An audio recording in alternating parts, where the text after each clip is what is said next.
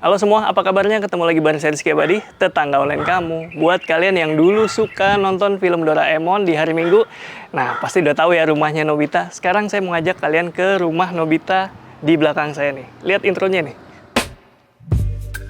Saya Estefantra. Saya Yeriel. Kami dari studio saya. Selamat datang di proyek kami, Uma Senja.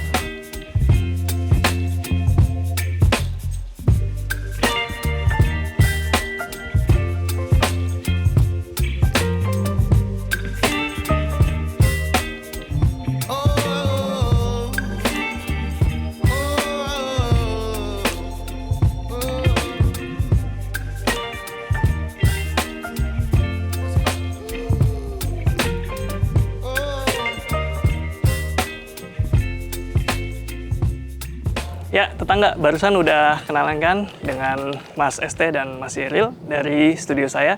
Karena ini adalah segmen ngobras, berarti kali ini kita akan ngobrol bareng arsitek. Oke, Mas ST, bisa diceritain nih, kita lagi ada di mana nih? Ini di salah satu proyek kita namanya Uma Senja di daerah Jakarta Selatan. Oke, untuk sebagai gambaran yang nonton nih Mas, luas tanahnya berapa nih? Luas tanah tuh kalau nggak salah 150 sampai 160-an meter persegi. Oke, untuk luas bangunannya? Bangunan sih 90 sampai 100. 90 sampai 100 meter. Jadi cukup kompak lah bangunannya. Cukup kompak ya untuk ukuran tanah segitu, karena ini nanti kalian akan lihat di dalam rumahnya tuh nggak nempel ya. Betul. Oke, walaupun ada di hook tapi rumahnya sengaja dibuat nggak nempel. Nah ini dari depan nih kita bahas dulu nih Mas. Ada tema khusus nggak nih Mas dari rumah ini? Rumah Uma Senja ini lumayan unik sebetulnya. Di antara sekian banyak proyek kita, ini tuh punya tema tersendiri. Oke. Jadi dari awal ngehubungin kita, ownernya itu punya referensi khusus. Yaitu dia suka sama rumah-rumah Sri Lanka. Atau rumah-rumah Asia Selatan lah. Gitu. Jadi ada tema khusus memang dari awal. Oke. Bisa lihat dari depan ini pakai apa ini? Di pagarnya pakai kren ya sepertinya. Iya, betul. Jadi memang bahan-bahan yang kita pakai di proyek ini itu banyak bahan-bahan yang sifatnya tuh lebih apa ya? Sebutannya mungkin vernakuler gitu ya. Jadi kayak mulai dari gentengnya kita pakai yang warnanya natural, warna tanah liat, terakota gitu. Dan kita juga pakainya yang matte ya, nggak glossy gitu. Jadi supaya kesannya lebih natural. Terus selain itu juga banyak elemen kayu juga nih. Kebetulan ownernya juga ada kenalan supplier kere ya, kere kayu yang memang tradisional gitu. Jadi ada banyak bagian di rumah ini yang diterapin bahan itu. Oke, pantesan dia pakai banyak kere di sini ya. Duh, ini di pinggir jalan ramai banget ya. Kita masuk aja yuk. Oke. Ayo Mas, silakan Mas. Oke, kita masuk lebih dalam. Nah, sekarang kita ada di area apa nih Mas? Ini tuh sebetulnya area carport. Nah, cuman uniknya lagi, ownernya itu nggak suka pakai mobil. Oh gitu? Jadi dia nggak punya mobil. Terus katanya dia lebih suka kemana-mana tuh naik motor. Jadi kita juga bikin area carportnya nggak terlalu besar. Iya. Dan bahkan kita nggak atapin juga. Oh iya. Karena nggak ada urgensi itu gitu. Betul. Gitu. Nah, terus memang itu ya, apa? Tadi saya juga nanya nih, kok carportnya nggak dikanopiin, terus untuk ukuran lebar segini gitu ya, kayak kurang gitu. Ternyata memang nggak seneng punya mobil gitu ya. Iya, jadi paling kalau ada tamu aja mungkin ya, tamu naik mobil dia bisa parkir di sini. Oke. Untuk lantai carportnya pakai apa nih Mas? Ini carport dan teras juga kita pakai batu andesit. Pakai andesit ya. Gitu. Oke, potongannya 20x20 kali ini. Iya, 20-20 kalau nggak salah ya. 20-20 ya. Nah, di sini ada apa ini Mas? Nah, kalau ini nih area service. Sebenarnya awalnya ini buat parkir motor. Makanya diatepin juga kan supaya aman dari hujan. Iya. Terus belakangan pas kita udah lagi bangun, ditambahin ini nih kayak ada area buat cuci tangan kalau habis pergi. Sama ada tempat buat gas juga. Gasnya di luar ya? Iya, gasnya di luar. Oke, itu lebih praktis ya kalau misalnya kalian mendesain bangunan itu untuk dapurnya yang nggak nempel, kalian bisa taruh gasnya di luar. Jadi kalau manggil tukang gas nggak perlu masuk, cukup ganti di depannya aja ya. Benar. Oke, cakep. Kita lanjut ke sini. Ini pintu apa nih? Nah, ini sebetulnya pintu utama nih. Pintu utamanya di sini. Jadi ada naungan juga kan di depannya. Oh iya. Supaya terlindung dari hujan. Nah, cuman kita ada satu akses lagi nih di samping di depan ini. Sebenarnya awalnya didesain tuh nggak ada ini. Cuman setelah ketika lagi proses konstruksi, si ownernya juga lihat-lihat Kayaknya saya pengen deh bisa jalan langsung dari carport ini ke area teras dulu di sana. Jadi nggak selalu harus lewat pintu utama. Apalagi kalau ada teman-temannya datang pengen duduk-duduk teras, dia nggak usah ngeganggu area living room.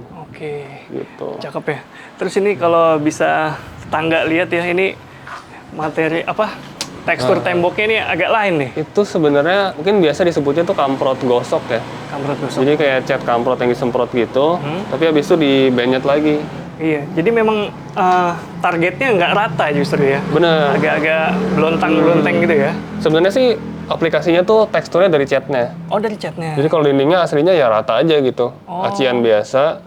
Tapi permainan teksturnya ini didapat dari catnya, teknik catnya gitu. Mantap. Terus saya juga jarang nih Mas lihat warna rumah kayak gini nih. Nggak umum nih di Indo nih warna kayak gini nih. Warna apa nih? Sebenarnya itu karena tadi referensinya adalah rumah Sri Lanka. Kita ngelihat di sana tuh terutama karya-karyanya arsitek Geoffrey Bawa ya. Itu suka pakai warna yang lebih ngejreng. Gitu. Jadi nggak harus putih nih. Bisa pakai warna kayak kuning-kuning agak pucat gini, ada yang lebih coklat. Nah, waktu itu kita kasih beberapa opsi warna ke ownernya, terus akhirnya yang dipilih yang ini nih, warna kuning gini. Ini kayak mocha ya warnanya? Iya, kuning-kuning kecoklatan gitulah. Tuh, cakep. Terus ini untuk apa nih Mas? Ada handle-handle ini nih? Sebenarnya satu lagi brief dari owner adalah keunikannya juga nih dari rumah ini. Rumah ini harus bisa mengakomodasi kehidupan sehari-hari orang yang udah tua, karena ownernya itu tinggalnya tuh bareng sama ibunya. Jadi ibunya kan udah tua ya, udah lansia. Kita butuh ngasih keamanan lebih lah. Jadi dibuat supaya aman untuk lansia ya, aman dan nyaman. Jadi ada handle untuk kalau mau masuk dari sini, misalnya mau naik juga disediakan ya. Betul. Untuk di tamannya. Makanya saya lihat ini kayak nggak berundak gitu, nggak dibikin tangga ya. Benar. Sengaja biar mudah. Dan ini juga kalaupun ada anak tangga cuma 2 step dan pendek-pendek banget ini. Paling 10 cm nih. Iya. Oke, tadi udah di-mention kalau di sampingnya itu ada terasnya. Jadi saya jadi penasaran nih. Kita lihat ya, Mas. Ini sebenarnya tanah 150-160 ini kalau mau digedein bangunannya bisa banget ya. Iya. Karena ini masih cukup banyak ini lahannya. Iya. Ya kalau kita sih dari arsitek selalu menyarankan kita jangan terlalu rakus lah untuk pakai lahan gitu. Sebaiknya disisain area untuk yang sifatnya outdoor, dan dia kan berfungsi untuk resapan juga ya, resapan air hujan ke tanah, terus juga ngebantu pencahayaan buat ruangan dalam. Apalagi sejak masa pandemi nih, orang-orang jadi lebih aware sih soal kebutuhan akan sinar matahari masuk ke dalam supaya lebih sehat ruangannya, soal airflow gitu. Nah itu kita selalu usahakan di proyek-proyek kita dengan ya ini kita kasih jarak-jarak dari pinggir. Ada rumus atau patokan khusus nggak? Berapa persen misalnya dari luas tanah itu? Itu agak sulit sih, karena berhubungan juga sama kebutuhan si ownernya. Rasio antara kebutuhan dia dengan lahan yang dia punya gitu. Kebetulan di proyek ini rasionya cukup bagus gitu. Jadi kebutuhannya karena hanya tinggal 2-3 orang lah di dalam rumah ini. Jadi kebutuhan ruangnya tuh nggak terlalu banyak dibandingkan luas lahannya. Jadi kita masih bisa ngasih space yang cukup banyak buat taman. Oke, keren ya penjelasannya nih. Kebetulan owner kita yang ini nih agak nyeleneh seleranya. Jadi dia suka sama barang-barang yang nyeni gitu. Oh iya, saking uniknya ownernya sampai dikasih awning model kayak gini. Jadul ya, Mas? Iya. Nah ini juga sebenarnya sambil berjalan nih perkembangan desainnya. Jadi di awal kita emang ngasih kanopi karena sebenarnya ini arah agak-agak barat nih, arah barat. Jadi kita butuh shading buat jendela besar ini.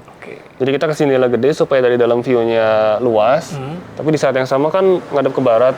Jadi kita butuh treatment lah supaya nggak terlalu panas gitu. Nah cuman dalam perjalanannya, lagi-lagi ownernya nih nemu supplier awning. Yang sebenarnya ini juga kayak udah mau tutup nih si suppliernya. Mereka udah mau cabut dari bisnis awning. Nah ini sisa-sisa stok terakhir nih. Wih, gitu. Kebetulan warnanya pas begini. Iya, waktu itu dari owner ngasih sampel-sampelnya, warna-warnanya. Terus ya udah kita susun bareng nih kombinasinya mau kayak gimana. Dapat sih, warnanya masih nyatu ini, Mas. Iya, masih nyatu juga sama gentengnya, sama dindingnya kan masih nyambung ya. Nah ini juga ada yang unik nih. Apa ini, Mas? Nah ini juga relik-relik nih. Sebenarnya di desain awal kita nggak merencanakan ada relief gini di depan sini.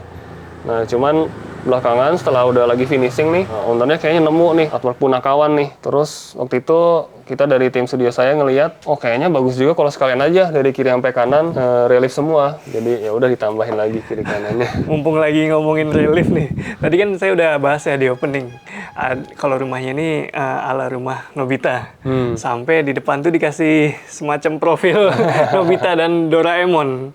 Dan itu saya tadi dikasih tahu sama ownernya itu pahatan ya, bukan cetakan ya. Betul. Nah itu gimana idenya itu bisa jadi sampai ke Nobita dan Doraemon? Sebenarnya di awal sih nggak kepikir. Oke. Jadi meskipun ada Doraemon sama Nobitanya, tapi di awal bukan berarti si ownernya, oh saya mau bikin rumah yang kayak rumah Nobita gitu. Oh gitu. Nggak kayak gitu. Jadi briefnya tadi ya itu rumah-rumah Sri Lanka. Kita nge-refer ke desain-desainnya Geoffrey Bawa, atau kalau di Indonesia tuh kita juga banyak nge-refer ke desain-desain dari arsitek senior Tan Chang Ai namanya. Nah cuman setelah jadi desainnya, ya udah kita render kan, kita render terus kita kasih renderannya juga ke ownernya. Nah terus si ownernya itu sempat WA ke saya, ini teman saya ada yang bilang nih rumahnya kok mirip rumah Nobita ya jadinya ya. Terus dia kasih gambarnya rumah Nobita loh, oh emang mirip sih karena bentuk atapnya mirip kan. Nah itu kayaknya ya udahlah sekalian aja di embrace sama si ownernya. Terus dia bikin patung Nobita di depannya. Gitu latar belakangnya. Jadi secara konsep nggak diniatin kayak rumah Nobita justru. Kebetulan aja. Oke, sekarang kita udah di bagian depan rumah. Kita mau lihat ke area terasnya yuk. Nah, sekarang kita udah ada di area teras samping nih. Cakep ya. Dari depan ada space cukup besar. Di sampingnya juga masih ada taman yang memanjang dan cukup besar. Bisa diceritain nih Mas, ini kan kalau masih digeser ke sini lagi bisa nih bangunannya. Iya, jadi ya kayak yang saya sempat jelasin tadi ya, kita emang pengen ngalokasiin area yang cukup banyak untuk ruangan outdoor di rumah ini. Dan kebetulan juga lahannya kan di hook ya posisinya. Jadi secara regulasi juga memang ada GSB kan di dua sisi. Betul. Nah kebetulan lah sekalian kita manfaatin buat taman juga. Nah terus nyambung juga dari tadi konsep yang rumah Sri Lankanya, rumah yang lebih tropis. Itu kita juga nyediain ada teras nih di sepanjang bagian samping bangunan ini. Jadi ini jadi kayak semacam view dan extension dari ruang dalam juga. Nah buat tetangga online yang belum tahu GSB, jadi GSB itu garis sempadan bangunan ya. Jadi kalau kalian bangun rumah tuh jangan dipepet ke jalan, itu nggak boleh secara regulasi.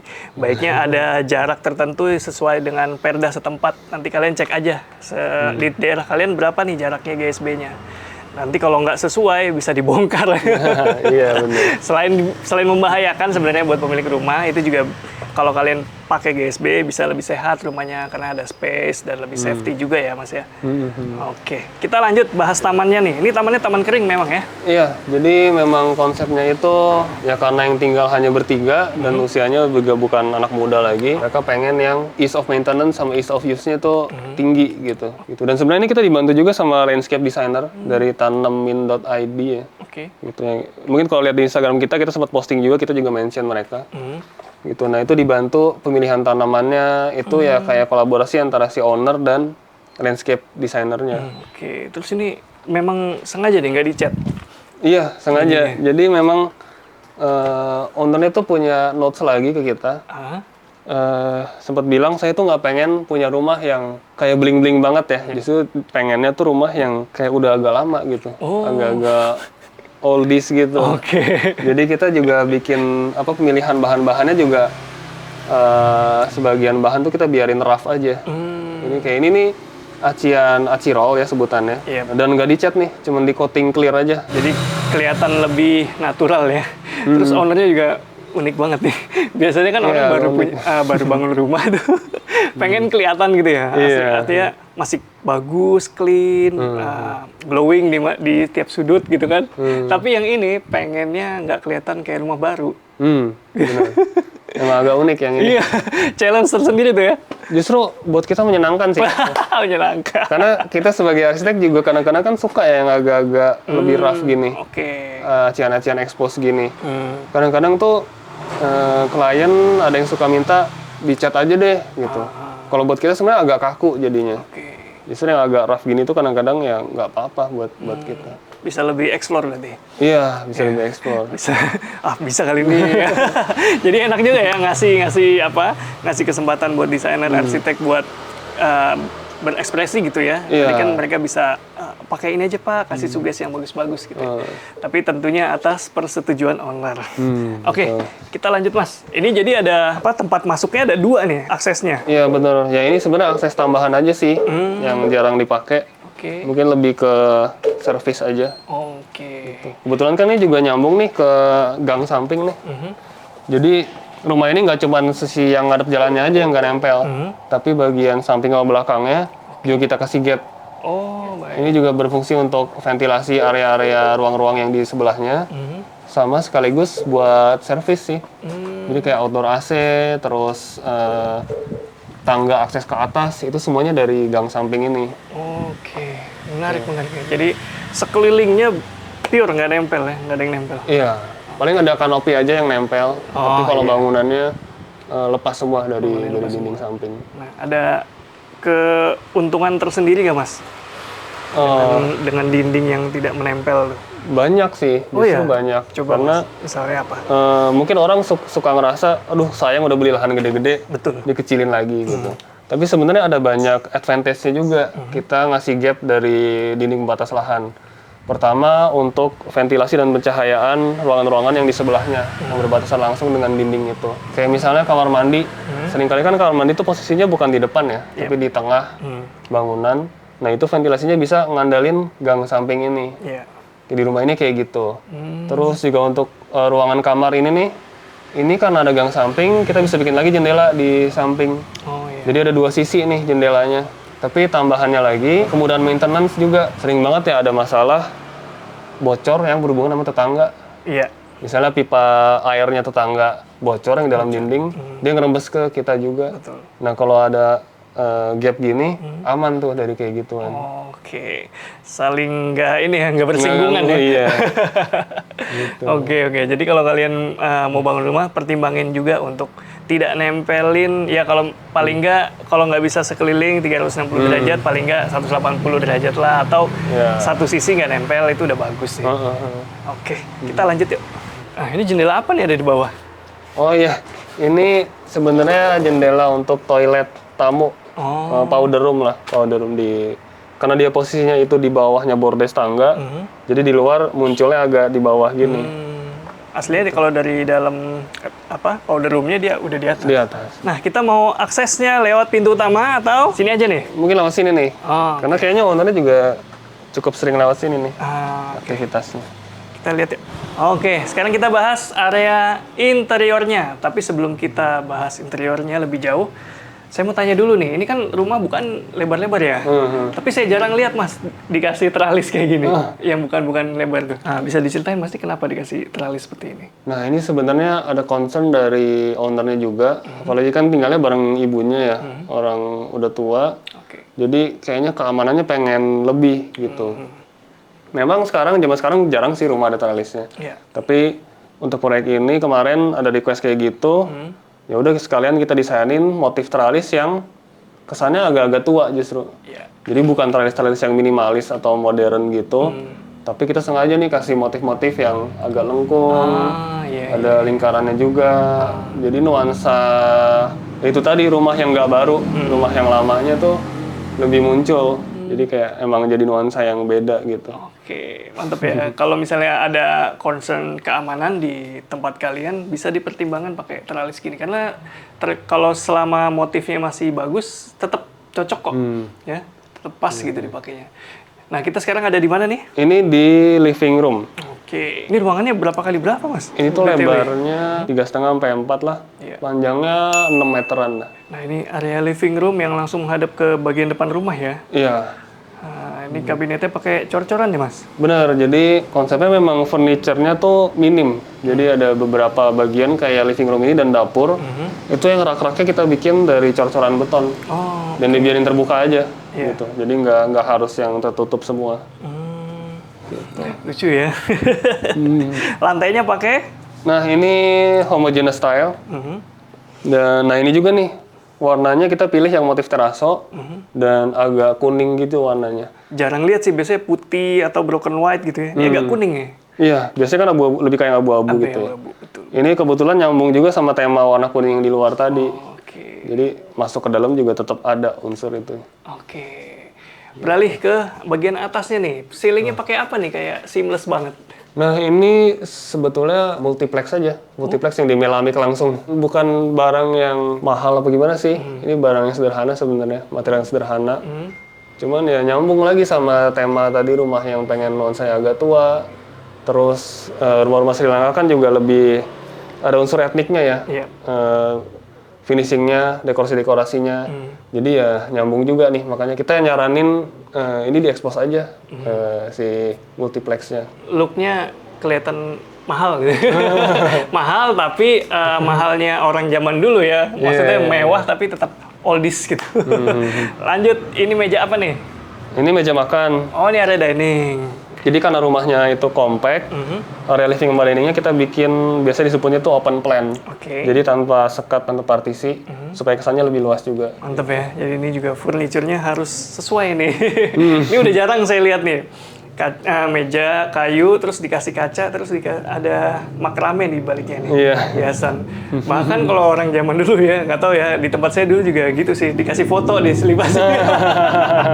Foto, kartu nama, biasanya foto anak kecil, anak-anak kita, foto kecil gitu ya. Atau kartu nama yang suatu saat bakal dihubungin gitu. Mungkin yang nggak boleh hilang, diselip-selipin di sini. Sebenarnya banyak ornamen-ornamen di sini itu yang memang udah dipunyai sama ownernya dan ibunya dari zaman dulu. Oh gitu. Gitu, dan ternyata masuk gitu ketika ditaruh di sini. Kayak ini nih, kebetulan aja sama nih warnanya, sama hordennya. Oh iya betul. Kayak, atau ini nih, ini sebenarnya taplak meja aslinya. Taplak meja? Tadi saya baru tahu juga dari ownernya. Oh. Aslinya taplak meja, makanya ini kain. Bukan lukisan oil painting gitu. Rajutan tapi keren idenya ya. Dan di sini supaya kelihatan rumah lama nih pakai lampu-lampu gantung gitu ya Mas ya. Sengaja nggak pakai downlight gitu ya. Supaya lebih senada gitu ya. Sama ini nih, lucu nih. Ini mungkin secara bentuk jadul ya walaupun ini udah modern pakai bohlam. Tapi kalau lampu zaman dulu kan lampu tempel gitu ya pakai api. Nah ini penggantinya. Setidaknya looknya lah mirip. Benar. Cakep. Oke, di sini kita ada area apa nih? Ini dapur. Oh, ini ownernya tim dapur depan nih. Tim dapur depan kita Pak Tono. Ini luasannya cukupan aja Mas ya? Iya, secukupnya aja sih. Dan kebetulan karena memang konsep rumahnya nuansanya itu pengen yang jadul-jadul gitu ya, yang lebih tradisional, lebih eklektik. Jadi ya tetap cocok nih dengan meja kayak gini. Iya. Mungkin kalau rumahnya itu kayak proyek-proyek kita yang lain banyak juga yang konsep itu kayak lebih ke arah Japandi, yang modern-modern gitu. Ya mungkin nggak nyambung sih dengan style kayak gini. Betul. Cuman ini karena kebetulan nyambung dan sesuai juga dengan kebutuhan si owner, ya udah kita pakai desain yang kayak gini nih. Asik. Ini juga ya renda-renda. Iya, jadi nggak bikin kabinet nih. Semuanya dari beton, terus pakai horden. Asik ya. Dan yang nggak kalah jadulnya konsepnya, dia belum pakai kompor tanam nih. Nah, ini fungsional banget nih, kompor gas biasa gitu ya. Kalau kalian memang rumahnya ingin konsep jadul, ya nggak usah tanggung-tanggung, pakai ini bisa. Dan ini kalau misalnya kalian masak serius gitu ya, masak heboh, ini lebih dapat diandalkan. Masak rendang segala macam nggak takut pecah nih, kalau pakai kompor kayak gini. Kalau pakai temper tuh masak rendang deg-degan. Apalagi kompor listrik ya. Nah iya, tapi durasinya kan lama ya. Oke, kita lanjut ke bagian sini. Oke, kita masuk lebih dalam. Nah, ini apa ini Mas? Nah ini area service nih. Nah ini tadi sebenarnya nyambung ke tempat yang buat parkir motor tadi. Oh iya. Dia tuh pengen kalau misalnya lagi ada tamu, misalnya ibunya lagi ngumpul dengan teman-teman atau saudara-saudara, saya pengen punya gang buat menyelinap langsung ke atas. Oh iya, benar-benar.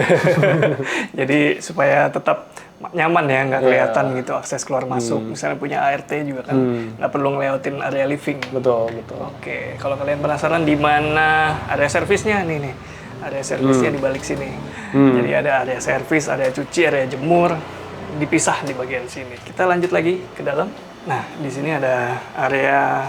Ini tuh powder room sebetulnya. Jadi toilet buat tamu untuk menghemat tempat kita posisikan di bawah tangga. Jadi ini manfaatin area di bawah tangga nih. Nah ini jendela yang tadi. Nah iya ini. Jadi kalau di bawah sini Emang bener posisinya di atas. Oke, dia pakai pintu sliding juga supaya ngemat ini ya. Iya. Area ya. Sip, kita lanjut. Tadi rumahnya 2 lantai ya, Mas? Iya, betul. Nah, di lantai 2 ada apa nih? Di lantai 2 itu, nah kalau di bawah itu kan ada living, dining, dapur, service, dan kamar ibunya. Nah, di atas ini benar-benar ruangan buat ownernya aja. Oh, Gitu. boleh lihat? Boleh sih. Ayo, yuk. Ayo, Mas. Jadi kita... Nah, kita sekarang di lantai 2 nih, Mas ST. Iya. Ada berapa kamar nih lantai 2 nih? Cuma 1. Oh iya. aja. Jadi memang lantai 2-nya tidak sebesar lantai 1 ya? Iya, Areanya betul. ya. Jadi hanya di bagi area belakang aja yang ada 2 lantai. Oke, ini kamar tidur utama nih? Oh, luasannya inget nggak nih, Mas? Ini paling 3x4 sih, Mas. Luasannya masih mirip, masih nggak ada yang berubah. Konsisten dia, jadul gitu. Tapi dia punya kamar mandi sendiri di dalamnya nih. Jadi masing-masing kamar tadi yang atas maupun bawah ukurannya sama persis dan dua-duanya punya kamar mandi juga. Oh gitu, di sisi yang sama? Sama. Oh, Jadi kayak sama lah atas bawah. Mantap, mantap, mantap. Keren nih kamar mandinya, lihat nih. Jadi ada cermin yang lumayan besar, jadi rasanya kayak luas gitu ya. Kamar mandinya sendiri modelnya linear tuh. Ya, masuk, cuci tangan, ada kloset, dan ada shower. Tadi saya belum nanya, ini pintunya pakai apa ya dari bawah tadi? Oh, bahan dasarnya sih ya rangka plus multiplex, double multiplex. Kalau finishingnya ini pakai veneer, jadi kulit kayu ya. Cakep ya, lebih kelihatan natural dari HPL ya? Benar-benar, karena kan dia emang kulit kayu alami. Oke, kita lanjut ngobrol di bawah yuk, sambil duduk-duduk biar santai. Oke. Yuk. Ya, tetangga, kita akhirnya udah sampai di akhir tayangan dan seperti biasa kita mau tanya-tanya nih beberapa hal sama teman-teman dari studio saya. Misalnya nih kayak ini Mas ST, Mas Yeril. Berapa lama proses pembangunan rumah dan ada tantangan tersendiri nggak sih ketika ngebangun tuh? Oke, kalau proses bangunnya kira-kira mungkin 10 bulan sampai setahun lah. Challenge-nya mungkin lo mau ceritain? Kalau buat challenge-nya tuh pertama waktu ya. Jadi sebenarnya karena ownernya ngontrak dan kontrakannya nggak bisa diperpanjang, maksimal setahun tuh udah harus beres gitu. Itu challenge-nya. Yang kedua itu karena ini memang kan style-nya mungkin agak beda ya. Buat kita sebagai arsiteknya juga beda nih. Nggak kayak project kita yang lain. Jadi kayak pemilihan material, pemilihan warna tuh bener-bener kita tuh kayak bertaruh banget nih gitu. Kalau misalnya sampai kita pakai dan ternyata nggak cocok, udah tuh satu rumah tuh jadinya jelek semua gitu. Fail gitu ya? Itu iya, itu tantangannya sih. Oke, keren ya. Jadi memang untuk apa ya, menyesuaikan dengan selera owner tuh tantangan juga ya ternyata ya. Betul. Kalau proyek-proyek kita yang lain, kebanyakan itu kan palet warnanya putih dan gradasi-gradasi abu-abu. Nah biasanya tuh kita udah punya pakem tuh, abu-abu yang lebih tua itu biasanya kodenya yang ini, abu-abu yang lebih muda kodenya yang ini. Nah kalau di sini kita harus nyari yang baru nih, untuk warna kuning ini terutama. Nah tapi kalian sendiri suka nggak nih dengan tantangan nih? Oh buat kita sih proyek ini menyenangkan ya, menyenangkan. Justru ini melalui proyek ini kita bisa nunjukin selera desain kita yang lain. Kalau di studio saya sih kita seleranya itu masih berupa kayak satu koridor gitulah, yang nggak kecil-kecil amat. Nah mungkin biasanya itu lebih ke sisi yang sini. Nah di proyek ini kita bisa explore sisi yang agak lainnya dari range palet kita gitu. Keren ya, jadi bisa lebih explore. Nah tadi kan udah disinggung juga tuh soal arsitektur vernakular nih. Ada tips nggak nih buat mungkin tetangga online yang ingin nyoba-nyoba arsitektur vernakular? Mungkin sebenarnya kalian udah sering lihat deh pasti kalau lagi ke daerah gitu ya, ke desa-desa itu semuanya arsitektur vernakular. Tapi kalau yang ingin membawa mungkin yang tinggal di kota tapi ingin mengadaptasi arsitektur vernakular, mungkin ada tips? Saya rasa salah satunya itu harus bisa lebih mengembrace imperfection. Karena mungkin kita masyarakat kota tuh terbiasa dengan hal yang tertata rapi banget dan seleranya selera yang internasional banget gitu ya, kekinian banget. Nah kalau vernakuler kita harus bisa lebih mengembrace, misalnya kayak tadi tuh ada yang agak belang-belang, material-material alam kayak misalnya batu andesit ini nih di teras, pasti kan ada bercak-bercaknya. Dan nggak akan sama ya? Ada gradasi antara satu modul dengan yang lainnya. Apalagi seiring dengan bangunannya menua. Sebenarnya kalau arsitektur yang model-model gini nih, nanti udah agak-agak jorok nih lebih bagus sebenarnya. Justru itu ya dapatnya ya. Kebayang sih. Iya agak beda sama arsitektur yang modern banget nih. Kalau yang bangunannya putih banget misalnya, itu semakin bertambah usia tuh justru kelihatan kayak kok jadi kotor gitu. Bedanya di situ sih. Kelihatannya di situ ya. Justru kalau yang kayak gini nih makin bertambah usia dia makin gitu ya. Beda ya. Memang kalau orang-orang kota khususnya yang modern-modern tuh lebih pengen simple praktis aja gitu ya. Tapi kalau pengen cari sesuatu yang lain, kalau kalian merasa kalian beda, kalian bisa coba arsitektur vernakuler seperti ini. Untuk benefitnya ada nggak sih dari model arsitektur seperti ini? Benefitnya ya, ya mungkin karena kita ngedesainnya jadi harus lebih mengembrace lokalitas. Berarti kita juga mengembrace unsur tropis dari iklim kita nih. Kayak misalnya kita duduk-duduk di area teras. Nah ini kalau rumah-rumah modern yang bentuknya kotak aja, mungkin nggak ada nih space kayak gini. Nah kita jadi lebih bisa menikmati taman, menikmati udara gitu. Meskipun ini kan di Jakarta ya, tapi dengan susunan bangunan yang kayak gini, kita masih bisa dapat space kayak gini dengan kenyamanan yang masih cukup lah gitu. Terus juga dalam hal maintenance, harusnya sih desain kayak gini tuh lebih gampang maintenance-nya. Nah, kalian biasa suka nanya soal budget, tapi kalau di segmen ini baiknya kalian jangan tanya budget ya. Langsung aja japri ke studio saya, linknya ada di bawah sini. Nah, IG-nya juga saya taruh ya. Jadi kalau kalian penasaran budget, segala macam teknisnya bisa langsung japri ke studio saya. Makasih banyak ini, Mas ST, Mas Yeril ya.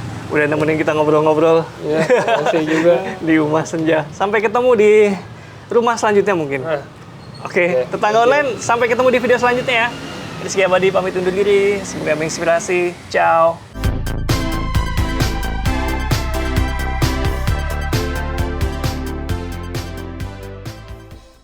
Nah,